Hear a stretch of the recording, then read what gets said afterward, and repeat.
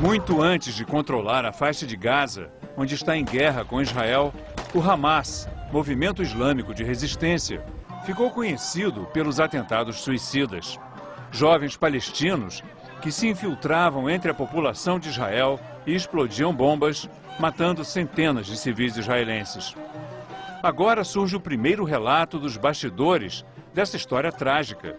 O livro Filho do Hamas, que acaba de ser lançado no Brasil, é a história do jovem palestino Mossab Hassan Youssef, filho de um dos fundadores do Hamas, que se desiludiu com a violência da organização e se tornou espião, ajudando Israel a prender um grande número de terroristas. Mossab vive hoje nos Estados Unidos, para onde veio depois de 10 anos, ajudando Israel a combater a organização que o próprio pai, o Sheikh Hassan Youssef, ajudou a criar.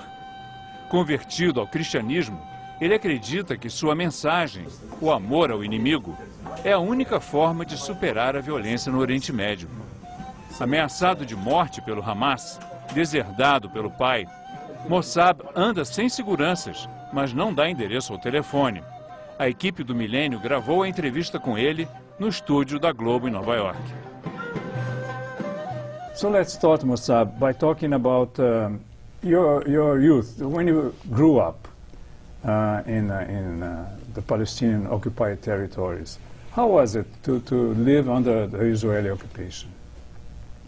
For a child, this is one of the worst environments to grow up. And I was witnessing lots of killing, lots of death. I was living next to a cemetery, and all the dead bodies would come there. People were killed and shot by the Israelis. It was very difficult for me as a child to be witnessing all this violence. Today also the children of Gaza, the children of the West Bank, having grown up under the same circumstances.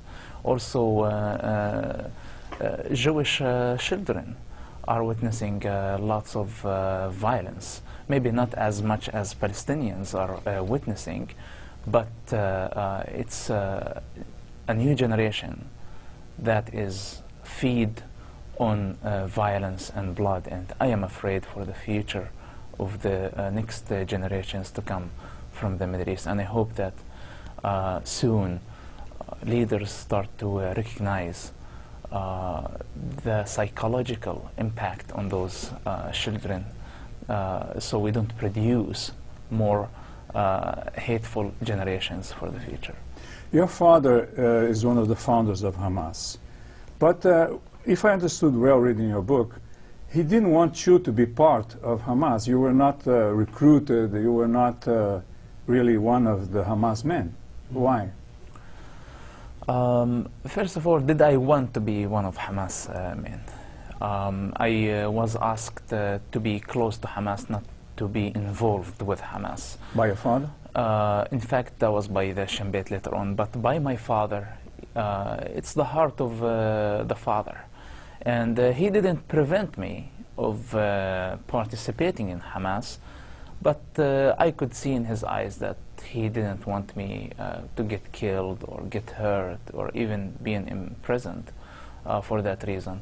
He thought that it was enough for him to be facing all this type of problems, and while he's gone, he was relying on me to take care of my mother and my brothers. So in his opinion, if both of us were gone, nobody was there to take care of the family. But when you were 18, you wanted to kill Israelis when you saw the violence around you. And you bought weapons and you were arrested for that. And you were tortured in prison. Mm-hmm. How did you feel about the Israelis when that happened? For any Palestinian, I say that I used to hate the Jews, and Muslim Palestinians hate the Jews for two reasons. The first reason is ideological reason, that the God of Islam doesn't like Jews. The second reason, that they view Israel as an occupation force, and Israel is occupying the Palestinian territories. And it used aggression, assassinations, killing many times, and I don't justify the Israeli aggression no matter what, while I understand the right of Israel to live. But for this aggression and for this ideological problem, Palestinians in general want to fight Israel. So some of them think this is how we defend ourselves. Some of them want to take revenge from Israel for the hate that was produced because of this environment.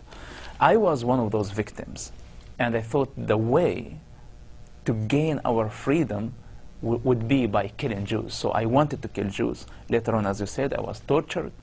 I never killed a Jew. I never used the weapons. They didn't work, and I was arrested before they were used, and I was tortured in prison under the Israeli Authority. And then the Shin Bet, the security organization in Israel, invited you, asked you, what happened? They wanted you to be an informer, and you wanted to use that to infiltrate them so you could kill them. Is that what you were thinking at the time? Yes, at that time, after I was tortured, in fact, while I was under the torture, the Israeli Shin Bet, Israeli intelligence, asked me to work for them. I was asking, are those guys idiots, or what's their problem? They're torturing me, they're arresting my father, they're killing my people, and they're asking me now to work for them. I thought that would be a great opportunity at that time to infiltrate the Shin Bet and fool them and kill them from inside. So I was 18 years old, I was full of hate. I had enough reasons to hate them, in fact. They gave me all the reasons to hate them and want to take revenge from them. I decided to work for them and for them, and this is how I started working for the Shin Bet. But how did your mind change about that? Later on, I was transferred to a prison where other Palestinians and Hamas leaders were torturing their own members. And I was shocked.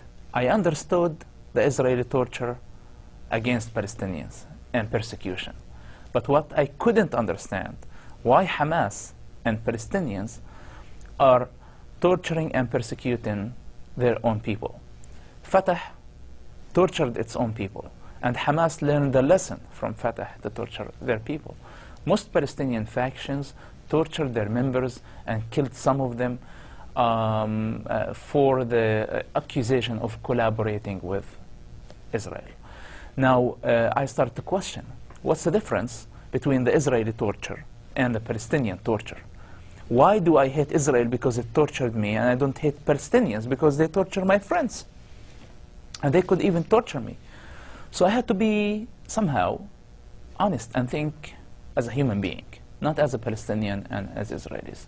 And I saw ugly side of Palestinians as I saw ugly side of the Israelis. And to me, torture was torture, and that opened the door for the journey of questioning that took several years after that. But you were so close to your father. Did you talk to him about that? Of course, I talked to him about this, and I knew that he disagreed. In fact, he was the one who stopped the torture in prison when he was transferred to that prison. My father is a very forgiving person, as many Palestinian people, that they are wonderful people. And they are victims of some of the bad ideologies and religion.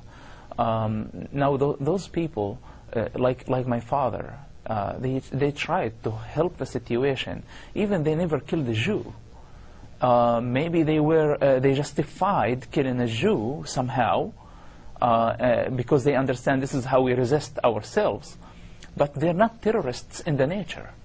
They are not. If you put my father with other Jew in the same room, I am sure that my father is not going to kill that person, because he cannot kill a human being. But to him, this is justified when he sees angry young men going and killing Jews, because he would say, okay, this is because of the Israeli aggression. And I say, as a human being, as human beings, we need to get down of this horse of pride and ideologies and politics and think as pure human beings. Because in this case, humans are fuel for this endless cycle of violence. The Shin Bet helped you to pay for your university studies, and they let you for 4 years to be like a side. You weren't working for them, really, until the second Intifada. The second Intifada is when you started to work as a spy for them. And you say that at the day of decision, there was a day when you decided to really start doing this. What was in your mind in that day? After I was released from prison, the Shin Bet invited me for a meeting, and I went for the meeting. As I told you, the original plan was to fool them. Now I went to the meeting, and in the meeting they were very friendly, and we discussed what happened in prison, the torture that was going on there, to discover that my people, Palestinians who were killed or tortured, my friends, they were victims. They didn't have a clue or anything of a relationship with the Shin Bet, the Israeli intelligence. They were innocent people. They were not collaborators. They weren't collaborators with Israel. And I started even to question more. I already had a problem with the torture in prison, and now I had a problem to know the truth. If what the Shin Bet was telling me in the first meeting, that all the torture that took place in prison was baseless, and those people were victims, this meant to me a big disaster. Those people I trusted, and those people that we are fighting together, and I'm committing my life to them and to their organization, and I wanted to kill Jews for their glory, and so they take over the Palestinian territories. What if they will become a government one day? Will they also torture everybody the same way they tortured everybody in prison? Now, I'm not saying that this is enough not to trust any Palestinian leadership or Palestinians at all, but I had to judge everything regarding to a pure human morality at that time. And I became very curious. I wanted to learn more. And unfortunately, that I was learning this from my enemies, who I wanted to kill, not from my people. My people weren't honest. Even my father wasn't honest enough. Maybe he was blinded totally to see the truth. And I had to go through this risky journey of hanging out with my enemies that I wanted to kill and have them as friends. And later on, we really became friends because I saw a big amount of honesty and responsibility in their behaviors. And I was fascinated about that, and I respected that. So later on, we became friends. Of course, they took care of my study university, but that wasn't the main motive to me as a person. What was the main motive? When the second Intifada began, you actually began to work as a spy. It's a mixture. The first motive was taking revenge. That was the original motive. Later on, it was the motive of knowing the truth. What's the reality of this conflict? Why people are killing each other? Why was I tortured? Why was witnessing for all this blood? Who's really responsible for that? Mm-hmm. It was the journey and the motivation of discovering the truth.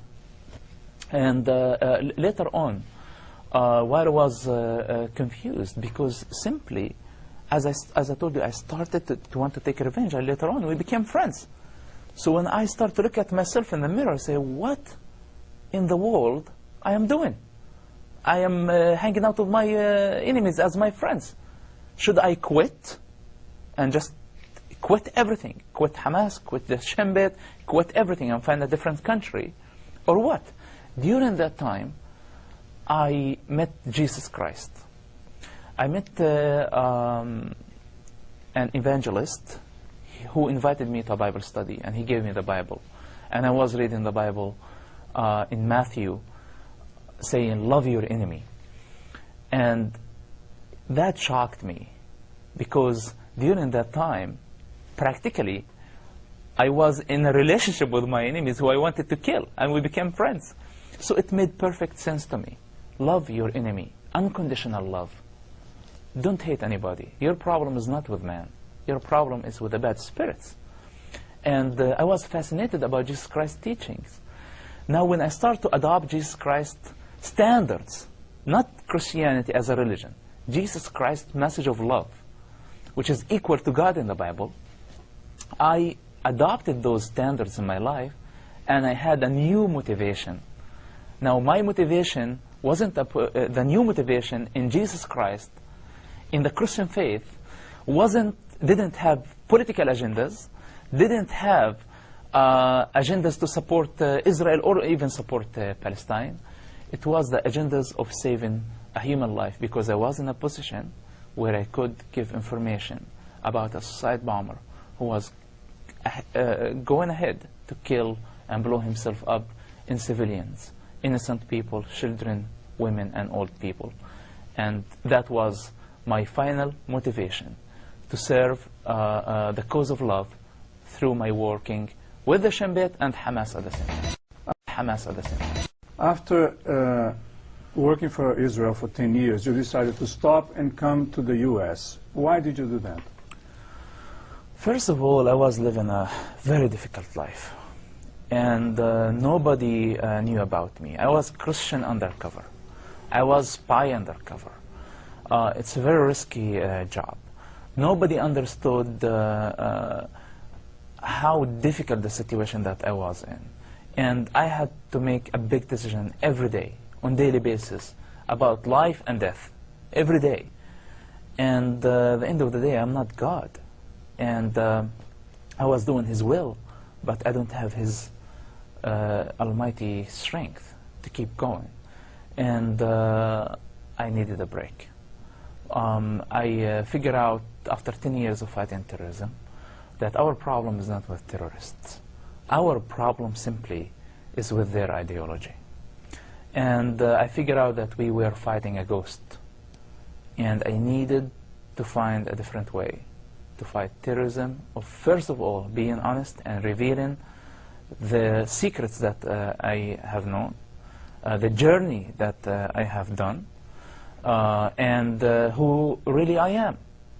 Because everybody was simply deceived of who I was. And instead of just playing the game of being a terrorist in order to get information from terrorist groups, no, I want to tell terrorists today that I wasn't one of you, and you need to learn from this experience. What you're doing is wrong.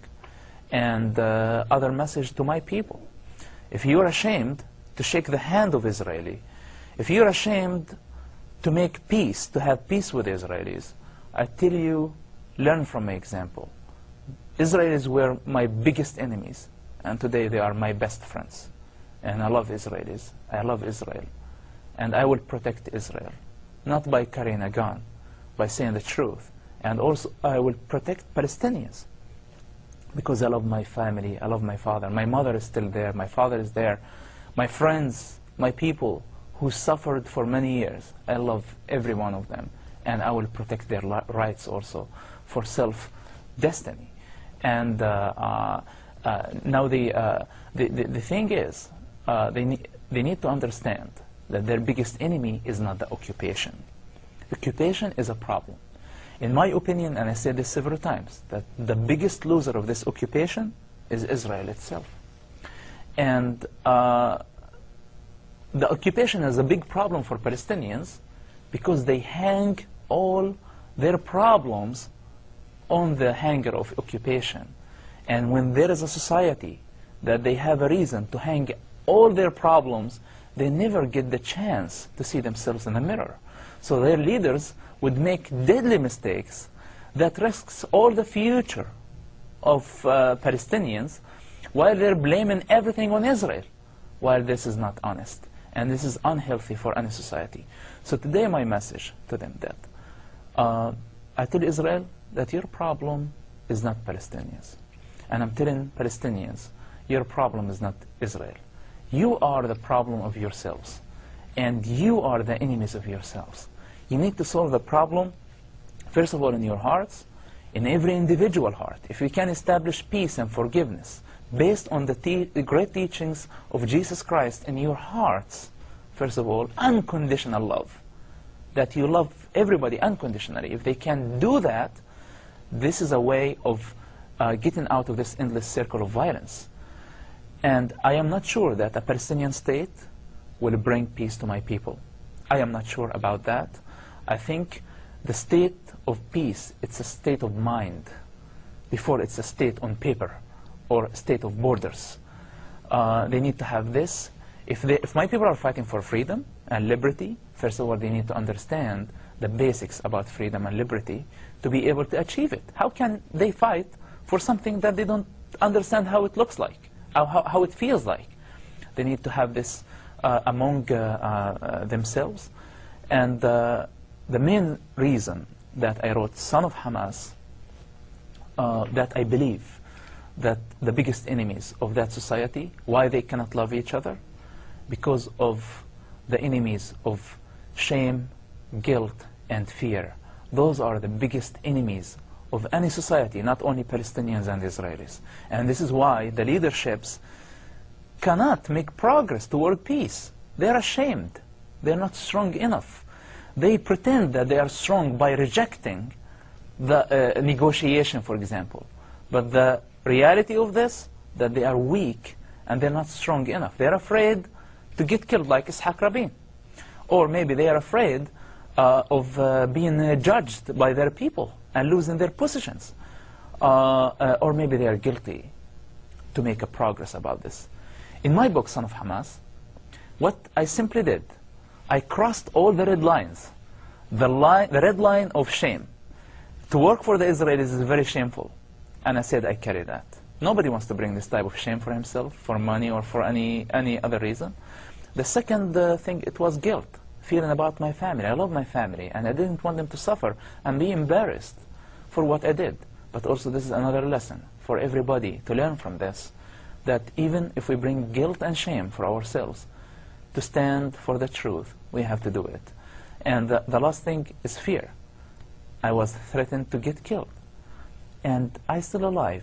And fear shouldn't stop us of saying the truth. Those main reasons why people are moving very slowly toward peace in the Middle East. And today I defeat them. I defeated them, in fact, not with my strength. I defeated them with the grace and liberty that I learned in Jesus Christ. Those are the standards that I learned in this wonderful faith of Christianity, of liberty and freedom. Grace, that no religion is going to take you to heaven. No government will bring you ultimate justice and happiness. It's very important. Religion is important. Government, constitution, all those are important. You have to respect them. It's a requirement of Jesus Christ. But what fulfills all this is his message of grace, liberty, and unconditional love. Thank you. Thank you. Thank you very much. Thank you. Thank you. Visite o blog do Milênio para deixar a sua opinião sobre essa entrevista e saber mais sobre a história de Mossad.